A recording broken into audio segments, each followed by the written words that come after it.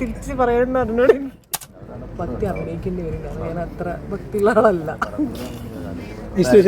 എന്തൊക്കെ ചോദിച്ചാൽ തിരിച്ച് പറയാൻ അറിഞ്ഞോട് എപ്പോഴും ഇപ്പോഴും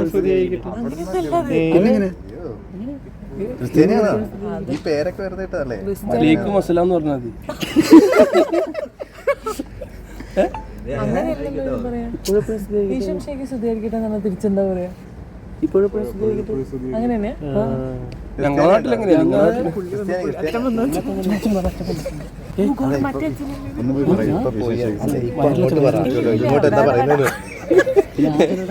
വല്ലപ്പോഴും ഒക്കെ എന്നൊക്കെ പറയുന്നില്ലേ?